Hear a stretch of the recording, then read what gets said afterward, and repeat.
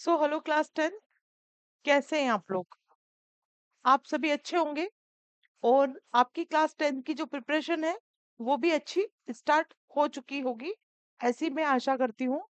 देखिए, जैसा कि मैंने आपको हमेशा बताया है कि 10 एक संग्राम है ना? महासंग्राम इसलिए नहीं बोल रही हूँ कि आगे जाकर अभी आपको बहुत सारी एग्जाम्स फाइट करनी है। सब अपना जो भविष्य है वो 10th के बाद ही डिसाइड करते हैं।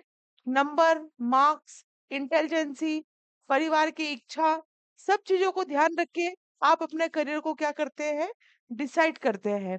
तो करियर डिसाइड करने के बाद महासंग्राम की जो घड़ी है वो 10th के बाद आएगी। लेकिन ये सब जो महासंग्राम आपका टिका हुआ है उसकी जो बेस है वो क्लास 10th है।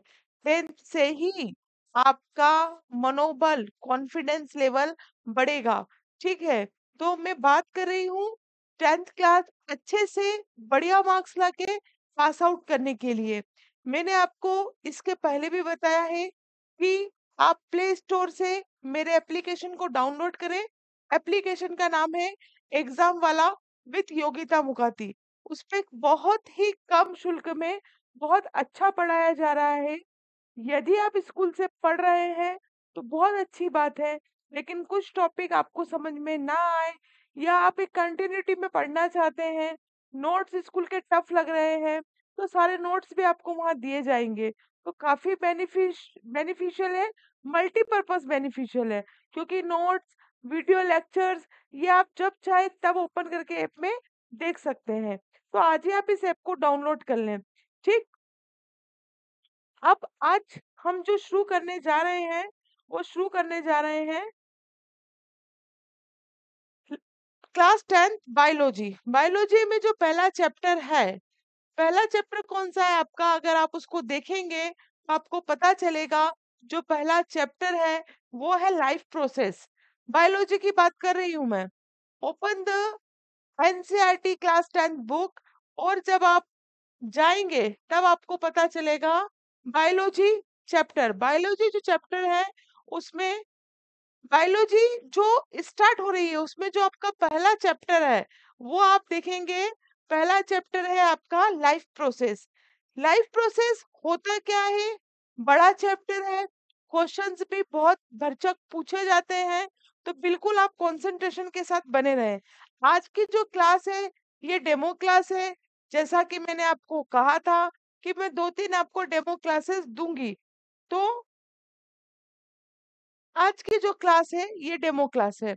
चलिए, आज हम जो पढ़ने जा रहे हैं वो हम पढ़ने जा रहे हैं लाइफ प्रोसेस के बारे में। लाइफ प्रोसेस होता क्या है, इसके अंदर कौन कौन से फंक्शन वर्क करते हैं। लाइफ प्रोसेस पढ़ते पढ़ते हम पूरे चैप्टर को जो भी लाइफ में होता है, मतलब हमारी ब्रीथिंग, रेस्पिरेशन, है ना, डाइजेस्टिव सिस्टम, सब कुछ इसके अंदर आपको देखने को मिल जाएगा। तो चलिए करते हैं स्टार्ट।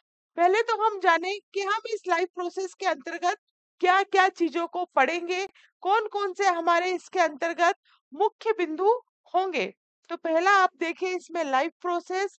लाइफ प्रोसेस के बाद न्यूट्रिशन, न्यूट्रिशन के बाद रेस्पिरेशन, रेस्पिरेशन के बाद ट्रांसपोरेशन और एक्सक्रिएशन। आप चाहें तो शॉर्ट नोट्स भी बना सकते हैं, एक कॉपी पेन लेकर बैठ जाए और उसमें आप लिख भी सकते हैं। अदरवाइज नोट्स में तो आपको मिल जाएंगे। चलिए आगे चलते हैं।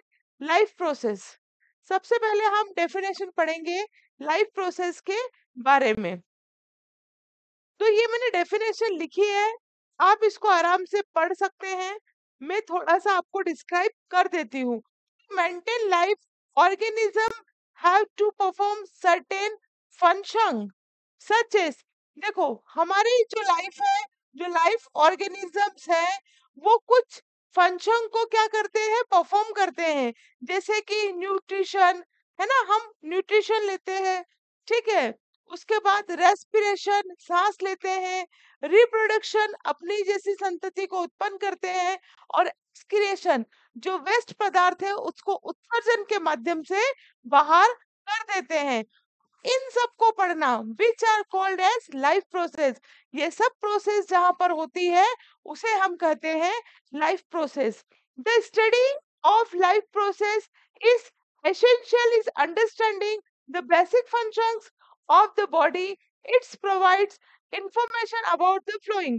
यह कुछ पॉइंट लिखे हैं जिसके बारे में क्या है, मतलब ये पढ़ेंगे आप तो पता चलेगा कि लाइफ प्रोसेस के अंदर और क्या क्या होता है। जो ऊपर लिखा है वही चीजें मैंने नीचे भी मेंशन की है, जैसे कि how the food that we eat, जो भोजन हम खाते हैं वो कैसे डाइजेस्ट होता है, ऑब्जर्व होता है एंड स्टिमुलेटेड होता है।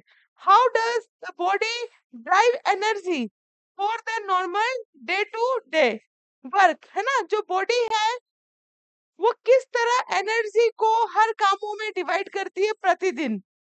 उसके बाद आप देखें various metabolic process are interrelated. जितनी भी मेटाबॉलिक प्रोसेस बॉडी के अंदर होती है वो कैसे एक दूसरे से इंटरकनेक्टेड है, वो चीजें हम यहाँ पर पढ़ेंगे। अभी मैंने आपको सिर्फ यही बताया है कि लाइफ प्रोसेस में हम क्या क्या चीजों को पढ़ेंगे। ठीक है, चलिए आगे चलते हैं। एक प्यारा सा डायग्राम आप देख सकते हैं यहाँ पर, ये लाइफ प्रोसेस है। अगर नंबर अच्छे चाहिए, आपने बहुत अच्छा सा लिखा है, तो छुटकू सा डायग्राम जो कॉपी का पेज होता है आपका, है ना, कौन सी कॉपी का, एग्जाम कॉपी का, वहां मान लीजिए इतना बड़ा पेज है ये, तो छुटकू सा डायग्राम यहाँ पे आप बना सकते हैं। करना कुछ भी नहीं है। आप देखिए बीच में क्या दिख रहा है आपको, लाइफ प्रोसेस। लाइफ प्रोसेस के बाद यहाँ देखो आप ट्रांसपोरेशन, रेस्पिरेशन, एक्सक्रिएशन, उसके बाद आप देखिए रिप्रोडक्शन और न्यूट्रिशन। ठीक है, मेटाबॉलिज्म यहाँ पर है। ठीक, ये 5-6 पॉइंट अगर आपने याद रख लिए तो आपको नंबर और अच्छे से मिल सकते हैं। जितना 5 मार्क्स का क्वेश्चन है, एक आधी लाइन अगर आप खा जाते हैं और ये डायग्राम आप बना देते हैं तो आपको मार्क्स मिलने की जो प्रोबेबिलिटी है वो बहुत बढ़ जाती है। ठीक है, तो मैं आपको यह भी बताती चलूंगी कि नंबर कैसे गेन किए जाएं। मैथ्स, सॉरी, साइंस में और सोशल साइंस में ये दो सब्जेक्ट ऐसे हैं जहां पर नंबर की थोड़ी ज्यादा कटौती कटौती होती है। तो अगर आप अच्छे से डील करेंगे आंसर तो आपको अच्छे मार्क्स मिलेंगे, अदरवाइज आप खुद समझदार हैं, मैं क्या ही समझाऊं अब आप लोगों को। ठीक है, तो ये डायग्राम आपको दिमाग में रखना है। आप इसको अपने नोटबुक में बना सकते हैं और दो बार बनाएंगे आपको याद हो जाएगा। चलिए आगे चलते हैं। अब हम आते हैं न्यूट्रिशन पे। सबसे जो हमने यहाँ पर देखो, सबसे पहले लाइफ प्रोसेस के बारे में जाना कि लाइफ प्रोसेस आखिर में होता क्या है, उसके अंदर कौन कौन से फंक्शन होते हैं। अब अगर हम सेकंड बात करें न्यूट्रिशन की, तो हम अब आ जाते हैं न्यूट्रिशन पर। ये न्यूट्रिशन आप देखिए दो तरह के न्यूट्रिशन होते हैं। जब न्यूट्रिशन कंप्लीट हो जाए तो आप मुझे कमेंट करके बताएंगे कि मनुष्य कौन से न्यूट्रिशन के अंतर्गत आता है। शायद मेरा क्वेश्चन अभी आपको समझ में नहीं आया, लेकिन अभी जब मैं आपको न्यूट्रिशन पढ़ाऊंगी तो आपको मेरा क्वेश्चन समझ में अच्छे से आ जाएगा। चलिए, तो दो तरह के न्यूट्रिशन होते हैं। एक होता है ऑटोट्रोपिक न्यूट्रिशन। कौन सा न्यूट्रिशन होता है बेटा, ऑटोट्रोपिक, बोलते चलो कौन सा, ऑटोट्रोपिक, बोलते चलिए, बोलिए 5 बार, मन ही मन में बोलिए, ऑटोट्रोपिक न्यूट्रिशन। और दूसरा होता है हेट्रोट्रोपिक न्यूट्रिशन। कौन कौन से होते हैं, there are two types of nutrition. First is that autotrophic nutrition and second is that heterotrophic nutrition. ये आपको याद रखना है। यहीं से अब आपकी क्वेश्चन बनते हैं और आप जितना अच्छे से समझेंगे उतना अच्छे से आप टेस्ट करेंगे। टेस्ट करना मतलब लिखेंगे। ठीक है, हमेशा रटा हुआ काम नहीं आता, मन से लिखा हुआ, सोचा समझा लिखा हुआ अगर आप लिखते हैं तो उसकी तो बात ही कुछ अलग होती है। चलिए, ऑटोट्रोपिक न्यूट्रिशन हम सबसे पहले पढ़ेंगे। ऑटोट्रोपिक न्यूट्रिशन क्या होता है, पढ़िएगा। क्या होता है, ये बोर्ड पे लिखा है, आप इसको रीड करें, उसके बाद मैं बताती हूँ कि ऑटोट्रोपिक न्यूट्रिशन एक्चुअल में होता क्या है? Autotrophic nutrition, the terms autotrophic इस टर्म आल्सो मीन्स सेल्फ, है ना? जो आपका ऑटोट्रोपिक न्यूट्रिशन है, क्या बता रहा है? सेल्फ। इन ट्रोपिक मीन्स क्या होता है? न्यूट्रिशन। मतलब ऑटो मीन्स क्या हो गया? सेल्फ, और ट्रॉफिक मीन्स क्या हो गया आपका? न्यूट्रिशन। क्या हो गया आपका? न्यूट्रिशन। मतलब जो सेल्फ सेल्फ न्यूट्रिशन हो, ऑटोमेटिकली सेल्फ अपना भोजन प्रोडक्ट करे, उसे बोलते हैं हम ऑटोट्रोपिक न्यूट्रिशन।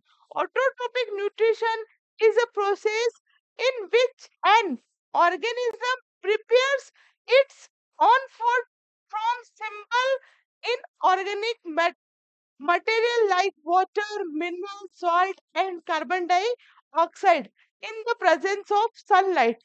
है ना? कुछ याद आया इतना पढ़ने के बाद? वाटर, कार्बन डाइऑक्साइड, है ना? किसके प्रेजेंस में? सनलाइट की प्रेजेंस में। मतलब बात हो रही है फोटोसिंथेसिस। फोटोसिंथेसिस में कैसा न्यूट्रिशन होगा? ऑटोट्रोपिक न्यूट्रिशन होगा।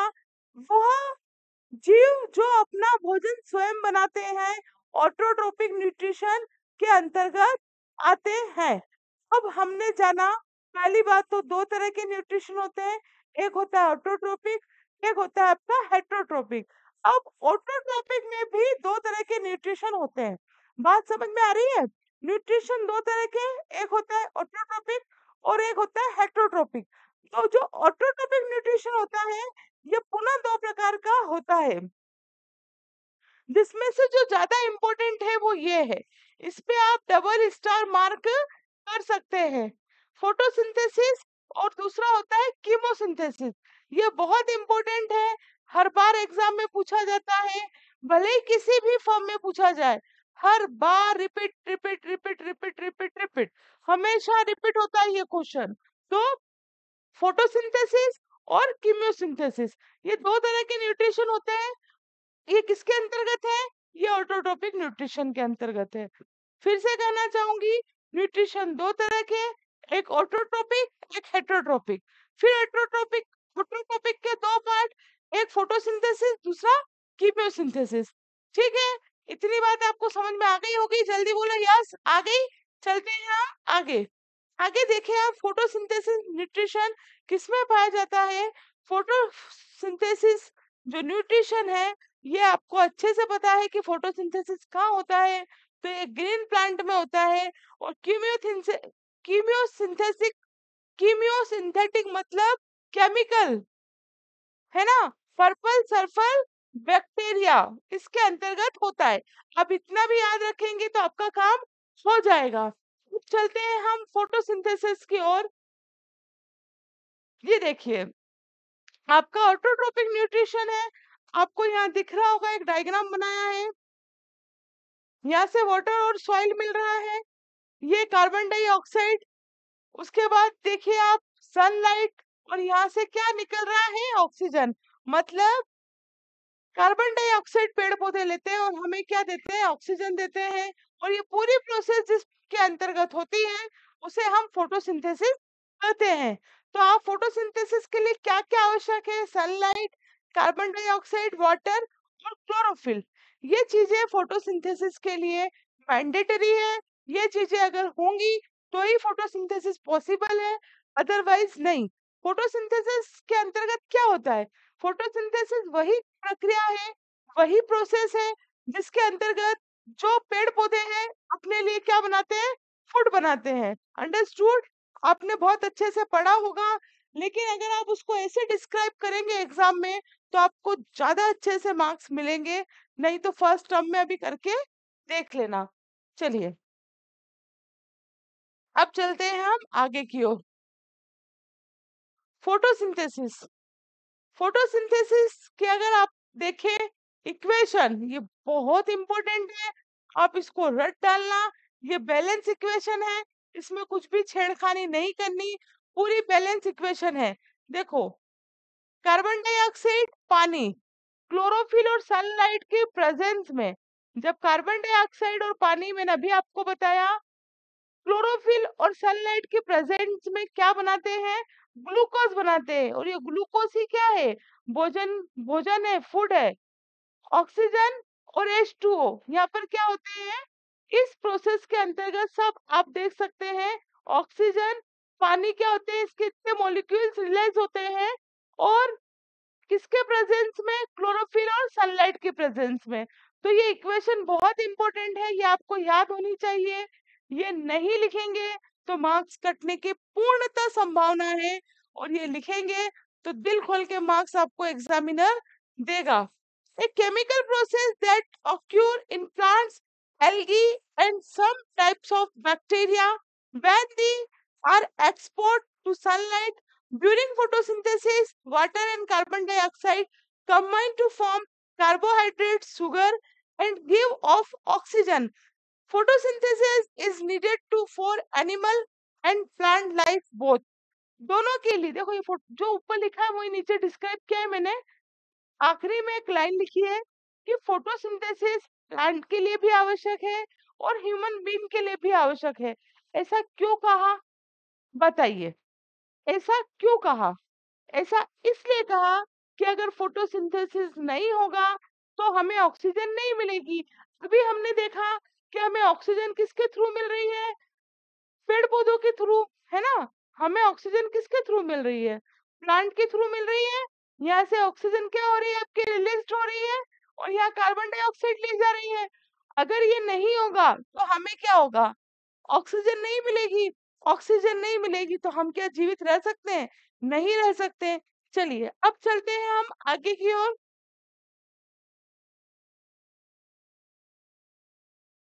Late us know what actually happen during the photosynthesis. वही प्रोसेस हमने लिखी है कि जो मैंने आपको ऊपर बताया कि प्रेजेंस ऑफ लाइट और sunlight, light energy by chlorophyll, हम अभी हमने जो पढ़ा वही मैंने यहाँ पर इसको डिस्क्राइब किया है ना? Reduction of carbon dioxide to carbohydrates, जो बताया है ऊपर वही इक्वेशन मैंने यहाँ पर लिखी है। उसके बाद आप देखिए ये इंस्ट्रूमेंटल पोर है, ये बहुत इंपॉर्टेंट है। ओपन और क्लोज, ओपन और क्लोज, ठीक है। ये डायग्राम इंपॉर्टेंट है। ये क्लोज स्टोमेटा है, ये ओपन स्टोमेटा है। जब फोटोसिंथेसिस की प्रोसेस चल रही होती है तो जो आपके स्टोमेटा है ये ऐसे ओपन हो जाते हैं, है ना? यहीं से पानी वगैरह को ऑब्जर्व करके वापस बंद हो जाते हैं। तो ये डायग्राम आपको एनसीईआरटी बुक में भी दिया है, आप वहां से भी इसे पढ़ सकते हैं। और पढ़ क्या सकते हैं? पढ़ना ही है, एग्जाम में पूछा जाएगा, ठीक है। Stomata pores also known as stomata are, ठीक है। Microscopic opening on the surface of plant primarily on leaves and stems। देखो ये पूरा जो स्टोमेटा के बारे में बताया गया है, इनका काम क्या है? एक तो ये गैस एक्सचेंज करते हैं, फिर वाटर को क्या करते हैं? रेगुलेट करते हैं। इसमें गार्ड सेल्स होती है, फैक्टर इनफ्लुएंसिंग ओपनिंग एंड क्लोजिंग, ठीक है। ये फंक्शन है स्टोमेटा के, ठीक। इतना मैं आपको बता चुकी हूँ, कल इसके हम आगे पढ़ेंगे, ठीक। ये डेमो क्लासेस है। अगर आपको अच्छा लगा, ये YouTube पे भी रहेगी क्लास, अच्छी लगी है तो इसे अधिक से अधिक लोगों को शेयर करें, वीडियो को लाइक करें और चैनल को सब्सक्राइब करना ना भूलें। जय हिंद, जय भारत।